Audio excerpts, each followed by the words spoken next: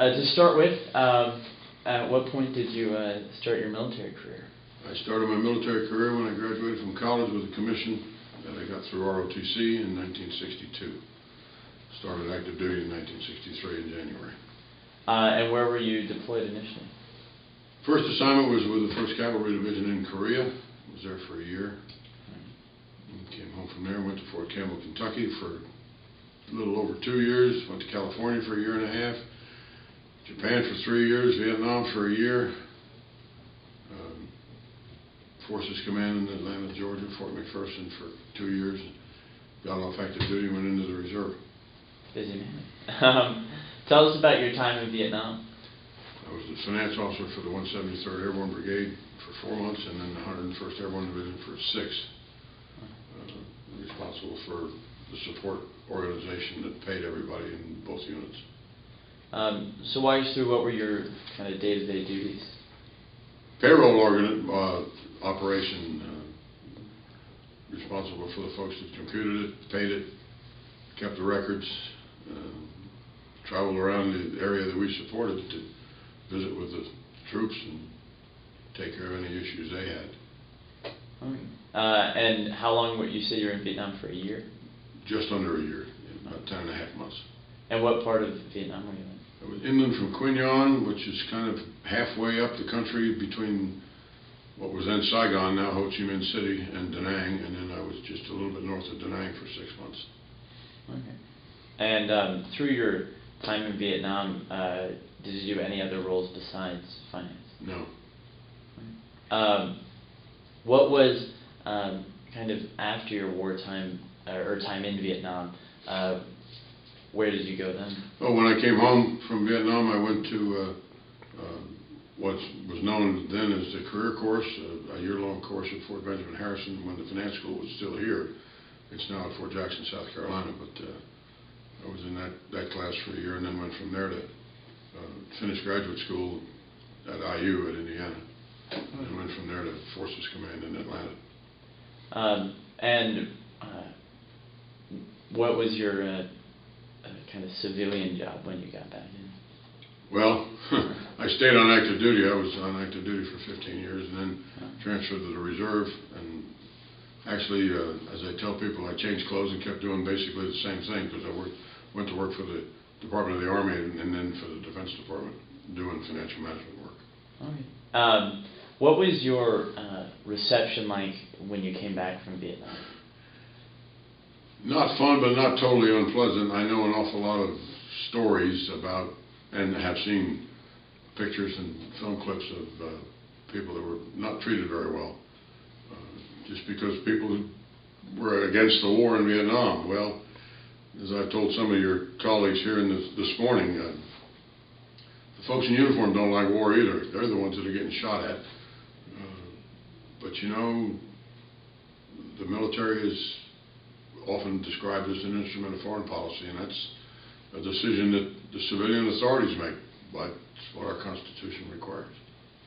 So your reception was better than some, you'd say? Better than some, not as good as it might have been, but better than some. Were you know, we've heard a lot of veterans today talk about being spit on and just this almost violent. I missed that. Okay. I was not. Well, good to hear that. Fortunately, yeah. Did you, you said you continued to work in the financial aspect with the military. Was there any real challenges with that or any kind of exciting parts? Challenges? No, just trying to make things better and keep a focus on the folks that are working in the offices, what we call in the field. You know, the folks that work at headquarters always, a lot of times, seem to think they've got all the right answers. Well, that's not true. You know, we tried to rely on the folks operating in the offices around the world and tried to support them from the point of view of getting them to help us to help them. Having been there myself and others who worked in the headquarters elements had served in offices too, and we're familiar with some of the environmental situations that they'd run into. Say, all right, how can we help you? We've been there. What are you facing? let's see if we can work together to make things better. Now, when you talk about kind of making things better, were you working with logistics, like getting supplies? Or No, I wasn't in the logistics business. I was still in the financial management arena, trying to take laws passed by Congress, rules that the Treasury Department would publish and operate within them, but make them work to help the folks that were actually running the operations in the field. One of the questions: how many times have you been here at Carmel? To the high school? Mm-hmm. Oh, I lost count a long time ago. I have 3 daughters who graduated from Carmel High School, and I've got a grandson that's a sophomore here now, and his sister graduated 2 years ago from here. So yeah, we've been around. We only live around the corner, about a 5-minute walk from here. How has the reception been from students here? Oh, I think it's been wonderful. Carmel has a lot to be proud of. The high school being one of their shining examples, I think. Staff and teachers that you worked with getting here today, how was that experience? Piece of cake. Easy. Good to hear. We just want to make sure that all of them are enjoying their time here. Another question would be, is there anything that you feel is important to be documented about your time or your friend's time? There's nothing exceptional. You know, most of us would say we were just there doing our jobs, what we were assigned to do. And you always try to do the best that you can, making sure that you're not there to serve yourself. You're there to help others and provide for them. Well, first we'd like to thank you for your service. Honor to serve. A lot of fun too. One of the more unique parts of this day is we get to see people who've served in all facets of the Vietnam War. You know, we've seen airmen and finance and infantrymen and just everything, and it's amazing to me the network that's formed. You know, with all the different, everyone's working together, and no one story is the same. Oh, they're all different. Mm-hmm. And the experiences are all different. Yes, you're right. There's no two that are identical.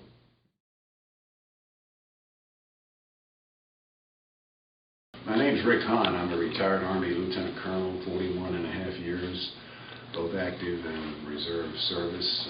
I served in Vietnam as well as other parts of the world. My time in Vietnam was in the late period of the war, 70-71. I served in the 173rd Airborne Brigade, which was a separate infantry brigade, and in that we were, from an historical perspective, the first Army ground unit into Vietnam in April of 1965. We were one of the last tactical units to leave Vietnam in December of 1971, January 1972. Where we went back to Fort Campbell, Kentucky, and were then deactivated. In 1985, we were reactivated in Italy. I would just want to say, as an opening statement, that as a Vietnam veteran and from that generation, we don't make any apologies for what we did and what we were. We're just as much the greatest generation as our predecessors. We went into that war with confused political direction, and we were asked to fight battles. We won every one of those battles and came out of that war in the early 70s and rebuilt this economy, took a hollowed out military and rebuilt that. And the leadership of Vietnam went on to win the war in Iraq.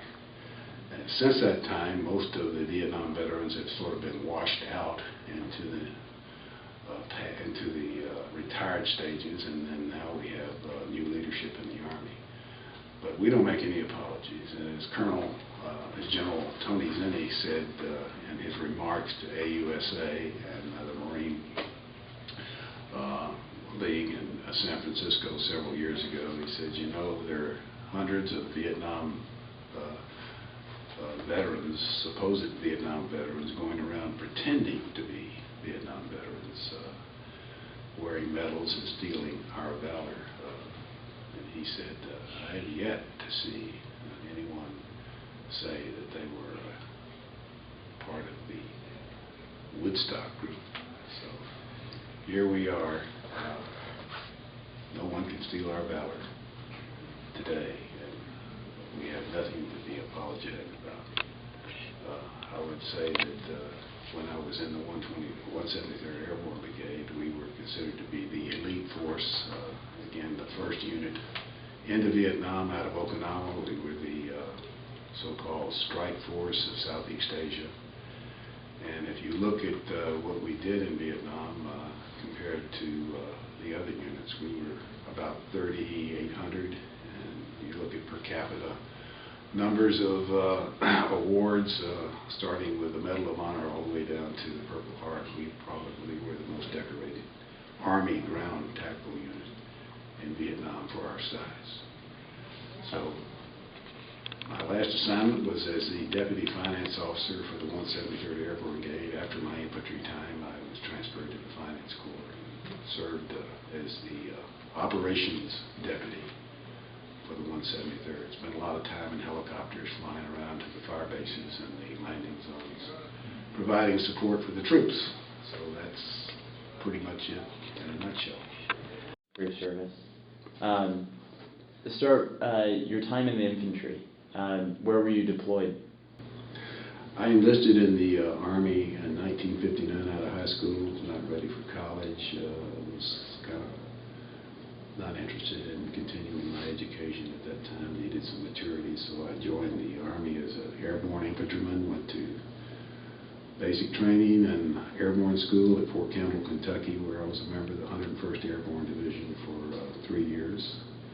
I, rather than go to Ranger School, which required me to re-enlist, I took my discharge, my GI Bill, and went to college for 4 years. While I was in college, I enrolled in ROTC and received a reserve commission in 1967, and then went to Germany.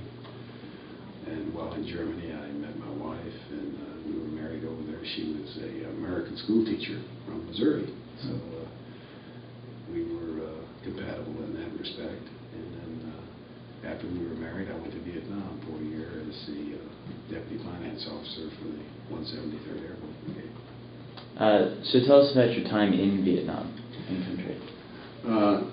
Didn't do infantry in Vietnam, but serviced the infantry. This was post-infantry time. So we served at our base in Phu Thai, which is near Quy Nhon, and then I spent a lot of time up at our landing zone English, which is where most of our battalions were stationed. Also landing zone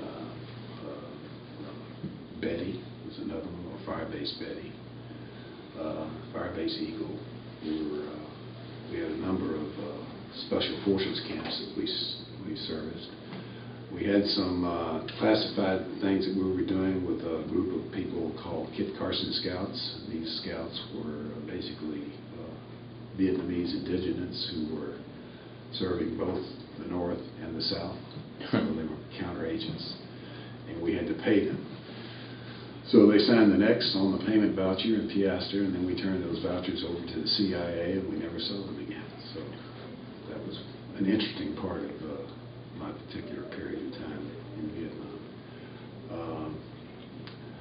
LZ Uplift was an interesting place to go to because it sat right in the middle of Highway 1 up the north-south corridor near the Bong Son Littoral, and was subject to fire constantly, particularly at night. Battalions would come out of the field and would stand down there and then take their hot showers that they hadn't had for 2 weeks and get a hot meal, and then spend the night or two there, hoping that they were able to survive mortar attacks at night. Sometimes they would come through the wire, sometimes they wouldn't. So I spent a few nights there as the Deputy Finance Officer, but my infantry training served me well, stood me in good stead. So that's the extent of my infantry time when I was in Vietnam. After Vietnam, where did you go? I came back from Vietnam in 1971 and was assigned to Fort Harrison, and I attended my officer advanced course for the Finance Corps, and then was assigned to the Army Finance Center as a staff officer on the staff of the Office of the Comptroller of the Army, where I worked doing staff jobs, primarily implementing the Joint Uniform Military Pay System, which was the new automated pay system, which replaced the manual system that we had been on. So it was a machine-oriented, you know, it was before the day of digital computers. It was machine-driven computers. So and then I got out in '73 because I was a reserve officer and wanted to get a civilian job. My wife was here and we wanted to raise our family. So I worked at the Army Finance Center as a civilian employee for 24 years. Then I retired from that particular job and went to work for Electronic Data Systems and later for Computer Science Corporation, doing government contract work for several years. I stayed in the reserves for 28 years. Attended the Command and General Staff College as a graduate, the Army War College Defense Strategy course, which was a correspondence course. Commanded a battalion. One of my units went to Desert Storm. I did not go to Desert Storm, but the unit went to Desert Storm. And my last assignment was the executive officer for the 123rd Army Reserve Command, sort of an assistant chief. I retired from there. Okay. Through these interviews today, we've heard a lot about the reception of coming home from Vietnam. What was your reception like? I came into Travis Air Force Base, and that's adjacent to San Francisco, so they took us around to the back gate on buses. They took us into a building. We could remain in our uniforms or get into civilian clothes. I got into my civilian clothes, and then we were hustled out of there and taken over to San Francisco International. We did not go through the front gate. The front gate is where all the protesters were. So, interestingly enough,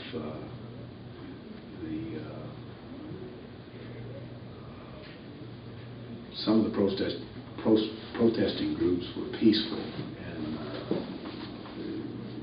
they wear their beads and dance around and preach peace. And the others were just anti-war, period. And you were the objects of their wrath.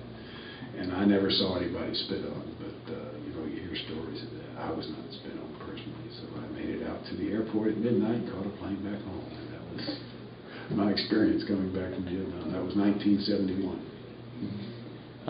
Is there anything about the conflict or your time in it that you think is important to document, to remember? Yeah, I think it's important to know that since the war, there have been over 100,000 Vietnam veterans who have committed suicide and climbing.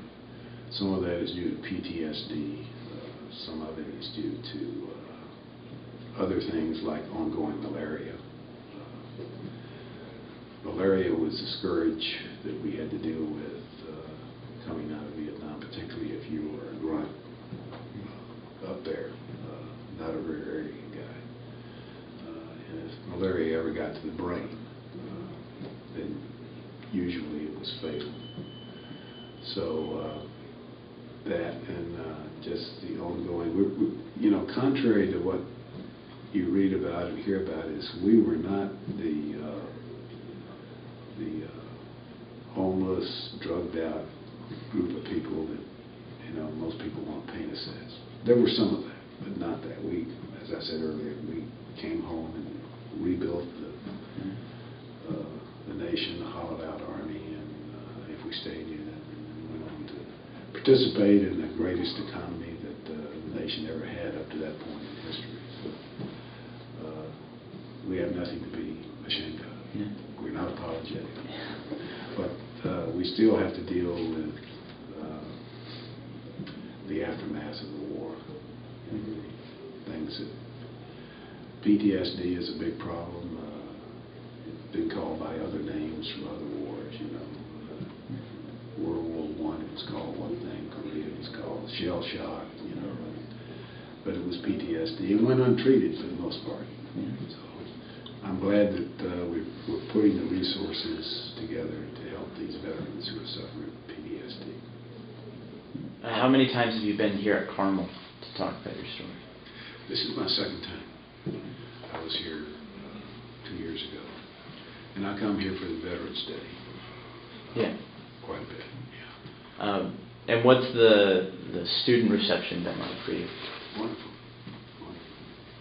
Very inquisitive, very appreciative. You can tell that they've done their homework. If they haven't, they always ask questions for information. They don't ask questions to make you think that they know something, you know. And how has your interactions with staff and teachers here been?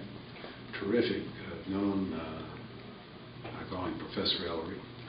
As a matter of fact, I live next door to his parents, Cliff and Joanne. And, Cliff is an Air Force veteran, great neighbor, and so I've known Will for a number of years.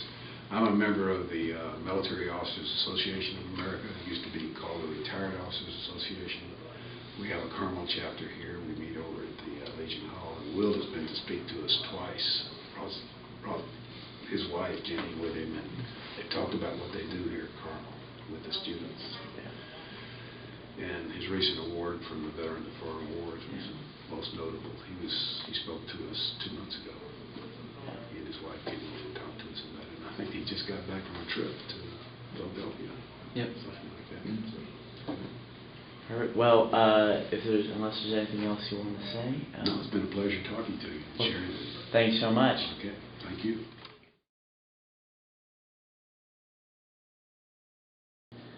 Perfect. When did you start your military experience? I started in November of 1965. I was a 1965 graduate of Indiana University. Was in their advanced ROTC program, and so started my active duty career in November of 65. And when were you deployed to Vietnam? I was deployed in October of 1966. And how long did you serve? I was there until the latter part of August 1967. I was fortunate in that a replacement was in country, and so I got to come home early. Okay. And what did you do while you were there? I was assigned to 1st Field Forces Artillery in Vietnam, which our headquarters was located in Nha Trang, which was about halfway up the coast between Saigon and Da Nang. And as a Corps Artillery headquarters, we supported all the non-divisional artillery battalions in the 2 Corps area, and even went up into I Corps where the Marines were located. My job specifically, I was the motor pool supervisor. Ran the motor pool I had probably a dozen guys who worked under me, and it was our job to make sure that the vehicles were up and running. And when we got there, we had no facilities per se. We had to build our own facilities, our own work area, and these guys that worked for me were just great. It's amazing the occupations, or the skills, I guess maybe I should say, that you find with individuals and what they can and can't do. A lot of it was grunt work, but we had to pour concrete slabs and make them reasonably square, and guys knew how to get that job done. And then later on, once we were up and going, the location of Nha Trang was about an hour by vehicle from Cam Ranh Bay, which was a major Army depot for in Vietnam. And so I was able to learn where our repair parts people were and combo people were at Cam Ranh Bay, and able to procure items that we needed to keep our other units in the battalion going, or in the battalions that we supported, to help them maintain their vehicles as well as run our own motor pool and do other type of, became sort of a de facto supply officer, and you learn to do that through bargaining, if you will. I hate to call it the black market, the Army black market, we'll call it that, but it was an interesting experience to do that. Walk us through what your kind of time there when you mentioned how you started out with no facilities, were you basically dropped off in a field and told to make a motor pool? Well, it wasn't quite that bad, but we were assigned, we were right next to the headquarters for the 5th Special Forces Group, and it was the 5th Special Forces it was that group that commanded all the Special Forces in South Vietnam, and so we were given a section of that to work out of, and so, but it was in essence we had just a piece of sand, maybe the size of a football field, and so we had to carve out one corner of that and put in a motor pool, and then we were right also next to a helicopter unit, and they had portable maintenance tents, if you will, kind of half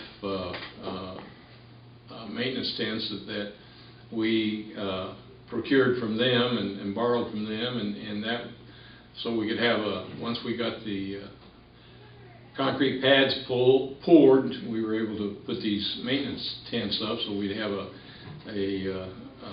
place to work, and got that strung up with some lights and everything, and then from there it's so much of what goes on in the Army, and I think is in any military organization. It's done by the non-coms, by the non-commissioned officers, by the enlisted guys. And so once we were up and going, I had, like I say, about a dozen guys in my unit, and they were all mechanics. And it's amazing in a climate like Vietnam how difficult or rough that climate is on motor vehicles. And so we constantly were replacing, as best we could, carburetors and spark plugs and U-joints and working on the vehicles. And of course you also had, every vehicle has to have a routine maintenance schedule. And so as best we could, we had to adhere to that as well. It's like your 20,000-mile checkup. You know, you got to do those type things, and changing oil and this type of thing. And so that occupied most of the time of my men. And I had a motor pool NCO that was more the supervisor of these guys. And once I told groups earlier today I was sort of a de facto supply officer, and once my skills as a de facto supply officer was learned by my superiors, then I was put to work in that role, probably more so than just being the motor pool, in charge of the motor pool. After your time in Vietnam, how was your reception when you got? I was there early enough that the war was still I hate to say a popular war, but it was a supportive war. And when I got home, I experienced no difficulty whatsoever, no harassment at an airport. And I came from a smaller town in southern Indiana that was very patriotic, and people were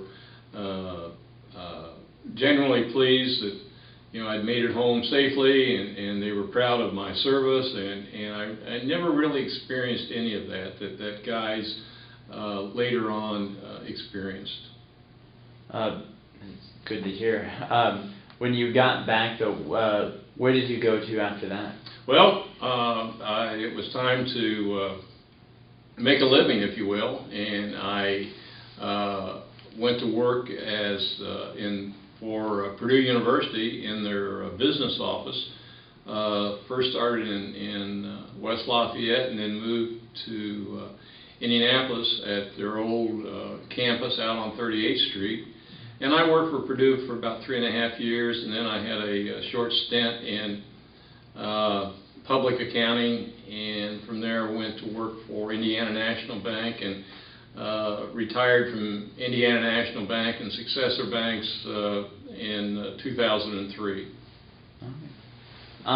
Is there anything about your time or the war in general that you think is important to document and to remember?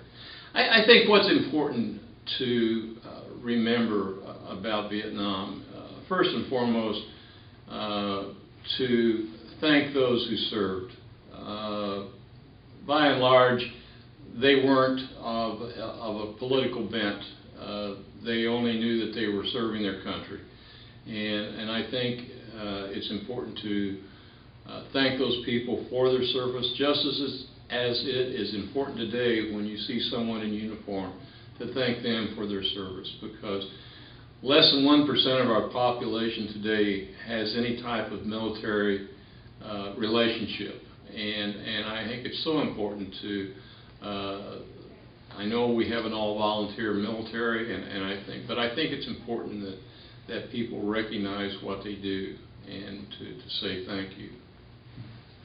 How long have you been coming to Carmel? This is my third time to come. Right. And how has the student reception been for you? It's been good. You know, students are students, and it's hard to pull questions out of students at times. Even though they've had a course or are taking a course in the war in Vietnam, times you don't know if they're intimidated or if they're just students being students or what the answer is, but I would say at least they're attentive, and that's something that I think is appreciated by those of us who are here. How has your interaction been with the staff and teachers here? It's good. Mr. Ziegler has been very forthcoming and very welcoming, and as have today when I got here, just coming in the door, and there was a staff member that brought me back to the media center, and so everyone, it's a big school. You know, it truly is, but the staff, they make you feel welcome. Awesome. Is there anything else you would like to say? Gee, it's good to be able to talk about your experiences. It's good to be able to associate with fellow veterans who really, I'm in awe of some of their experiences. As I have told the classes coming through, that in Vietnam, the support to combat function was like 6 to 1. There were like 6 support troops for every one combatant out there in the boonies, and I was one of those support troops. We used to, in Vietnam, we were called Saigon Warriors, so to speak, because it seemed like we always had spit shine boots and pressed uniforms. And you know, as I've told the students that I was fortunate enough that I sleep in a bed every night and got to take a shower every day or most days, and I didn't have it tough at all, and so I was lucky in that respect.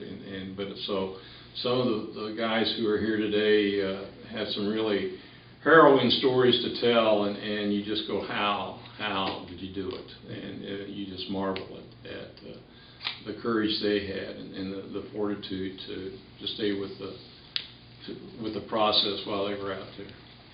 Well, thank you for your service, and thank you for your time. Thank you, guys. Perfect. And when did you start your military career? I was drafted in 1968, March 5th. That's 3 days after my birthday. And I went to basic training, then AIT, and then Vietnam. Then afterwards I finished up at Fort Hood, Texas with an armory unit. Where in Vietnam were you deployed, and when? I got deployed about the first day of September 1968. And I started out in the Cu Chi area. I got put in the 187th Infantry of the 101st Airborne because they had just had a big battle and lost a lot of people. So everybody at that time that was right there getting ready to go to a unit, we all got shipped there. And we started out at Cu Chi, which is in the central area. And we had couple big battles there, and then In October 8th, we was tearing down our fire base, which was named Patton 2. And we got hit, and that's when I got wounded. There's 4 of us hit with the first mortar. And I think there's 3 or 4 killed that day. So I spent the next 8 weeks in the hospital. 6 weeks of it was in Japan. I got back in country the 1st of December, '68, rejoined my unit, but they had moved up north in I-Corps, up by Camp Evans and Way, and in A Shaw Valley area. And so I joined up with them, and then finished up the tour in that. I left Vietnam about 26th of August, 1969. While you were in Vietnam, what was your job? I was infantry. When I first got to my first platoon, the M60 machine gunner grabbed me and says, "You're my new assistant." And I said, "No, I'm not." And he says, "Yes, you are." So I was. And then after we had a pretty good battle, it was at Firebase Polk. It was my first experience in fighting with POWs and the whole deal. It was educational. I mean, it was everything you seen about a war you seen about that time. Well, after that was over, we went back to our fire base, and the machine gunner gave me his gun because he's getting short. Said, "Now you're the machine gunner, I'm your assistant." But he did a good job. He taught me, and he spent a couple of weeks with me, working with me, and done a good job so I could take over. And then when I got wounded, I was carrying the 60, but after I come back, then of course they had replaced me with somebody else. So I got to 16, and then I became a fire team leader, then a squad leader, so went on from there. Describe the while you were in the infantry. What was the day like? I mean, they were different from the South and the North. The South, most of the time you went out on patrols, but down in the South you had to walk through rice paddies and on roads and through villages and rubber plantations and stuff like that. Up in the North, we was in the jungle. We was in the mountains. You'd take one day to go up a mountain, one day to come down a mountain. And there'd be a river, so it'd take a day to get across the river. Then you go up a mountain and go down a mountain. And that was mostly patrols until you had the conflicts and certain battles. We had 3 major ones while I was up north. What were those? Yeah, it was like 13-day operation. One of my best friends got killed on that one. Then the second one ended up being known as airborne. It was part of Apache snow operation. That was I think a 12-day operation that we was pulled out of that, and 3 days later we was put in at what became known as Hamburger Hill, and that was 11 days. So in that, I think 26 days period, we had 3 days we weren't fighting. Describe your experience at Hamburger Hill.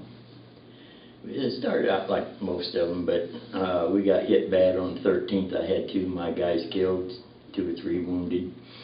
14th was our company's worst day. We probably started out, the whole company, which was Company C, over 100, maybe 120 guys, and when the battle was over, an 8-hour fight, we had 31 left standing. We had, what was there, 6 or 7 killed, but we had, rest was wounded. It was like 70% casualties. So it was a rough day. Had a lot of friends hurt, and most of my squad was gone. I think I had 1 or 2 guys left, and that was it. It's remarkable. But that was, worst day. Then it went, on from there. 15th we got hit by satchel charges, but we couldn't fire back because they didn't know where we was at that night. So we just used grenades and the M79, so they couldn't trace to where we were. But I spent most of that night by one tree. There's only one tree in that whole area, and one of the guys had panicked, and he was headed out, and got him stopped at the tree. My lieutenant had me stay with him, keep him there, because he was headed towards the battalion CP area, and if he'd have went up there, they would have shot him up because they would think he was an enemy or something, because he is on the boogie. He's a big guy, and I was able to keep him there the whole night. After you went back after being wounded, how long were you there? Well, I got back 1st of December, so I didn't leave until the end of August, so I got wounded. I was only in country, what would that be, maybe 6 weeks before I got wounded. And then I spent 8 weeks in the hospital. Then after coming off the Hamburger Hill, I came down with malaria. So I went to Cameron Bay, and they thought they had it cured, so they was getting me ready to send me back. And they said, well, you gotta train a little, so you guys gotta make a lap around the area. I made half a lap, went in the dispensary, and I had 2 types of malaria then. So I spent 30 days down there with malaria. Get back to my unit until about the end of June. Of course, it was all mostly just about all new guys.